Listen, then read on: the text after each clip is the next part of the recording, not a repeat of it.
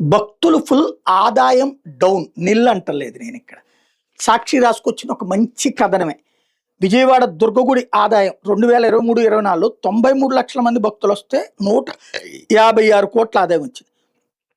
2025-26కి 1.19 కోట్ల మంది భక్తులు వస్తే 140 కోట్ల ఆదాయం వచ్చింది. అన్నవరం ఆలయం దగ్గర 2023-24లో 45.5 లక్షల మంది భక్తులు వస్తే 84.82 కోట్ల ఆదాయం వచ్చింది. 25-26లో 57.87 లక్షల భక్తులు వస్తే ఆదాయం 82 లక్షలకు పడింది. ఎందుకని? ఇక్కడ ఇందులో సాక్షి రాసుకొచ్చింది మంచి వార్త, అవునో కాదో దేవాదాయ శాఖ సమాచారం. కానీ భక్తి పెరుగుతోంది, హిందుత్వం మీద భక్తి పెరుగుతోంది. సేమ్ టైం హుండీలలో వేసే ఆదాయాన్ని సక్రమంగా సద్వినియోగం చేస్తారు నమ్మకం అయోధ్యలోనే పోయింది ఇప్పుడు.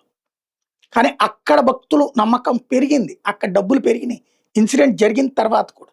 అంటే అక్కడ వ్యక్తి తప్పు చేశాడు తప్ప వ్యవస్థ కరెక్ట్ అని జనం నమ్ముతున్నారు. ఇక్కడ వ్యక్తుల తప్పు అనే కంటే కూడా ఇక్కడ రెండు కోణాలు నేను అబ్జర్వ్ చేస్తుంది ఏంటంటే, ఇదివరకు నేనే ఇప్పుడు గుడికి వెళ్ళాను అనుకోండి, హుండీలో వేసేదానికంటే కూడా అర్చకుడికి ఇయడానికి ఎక్కువ ఇంట్రెస్ట్ చూపెడతాను. ఎందుకంటే అర్చకులు ఆ వృత్తి మీద ఆధారపడి జీవిస్తున్నారు.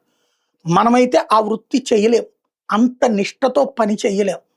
అలాంటప్పుడు అర్చకుల కుటుంబాలకి ప్రభుత్వాలు ఇస్తున్నది అతి పరిమితమైనది. ఉద్యోగి కంటే తక్కువ జీతం ఇస్తున్నారు. వాస్తవంగా ప్రధాన అర్చకుడు లేకుండా, అర్చకులు లేకుండా ఒక ఆలయం నడుస్తుందా? వాళ్లే కదా కీలకం. మనం వెళ్ళి ఈవో గారి దగ్గర చటార్ తీసుకుంటామా, లేకపోతే సూపరింటెండెంట్ గారి దగ్గర పూజ చేయించుకుంటామా? వాళ్ళు పూజ చేస్తే చేయించుకుంటాం లేదు కదా. వాళ్ళు అడ్మినిస్ట్రేటివ్, బట్ అసలు హెడ్స్ ఎవరు? అర్చకులు. అర్చకుల జీతాలు పరిమితమవుతున్నాయి. ఆ అర్చకుల పైన పర్యవేక్షణ పెరిగిపోయింది, ఆదాయాలు వీళ్ళ చేతులకు జీతాలు ఎక్కువైపోతాయి. ఇది ప్రజల్లో చైతన్యం వచ్చింది. ఆ కారణంగా ప్రభుత్వం ఇవ్వట్లేదు, మనమే వేద్దాం. అవి కూడా లాక్కునే చోట్ల ఉన్నాయి కొన్ని, దాంట్లో వాటాలు అడుగుతున్న చోట్లు కూడా ఉన్నాయి. బట్ అది ఒకవైపున ఒక కారణం. రెండవది వచ్చేటప్పటికి ఆలయాలకు సంబంధించి అంటే భక్తి పెరిగింది, భక్తులు పెరుగుతున్నారు, ఖర్చులు పెరిగినాయి. ట్రాన్స్పోర్టేషన్ ఖర్చు నుంచి అనేక లంచాలు పెరుగుతున్నాయి.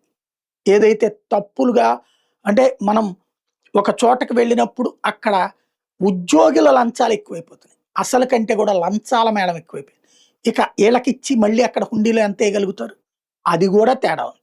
ఇది ఒక్కసారి ఇన్డెప్త్గా అబ్జర్వ్ చేస్తే అర్థమవుతుంది. ఇదేదో ఆదాయం తినేశారని నేను అన్నాను, ప్రభుత్వం తింటం కాదు, జరుగుతున్నటువంటి లోపం అక్కడ ఉంది.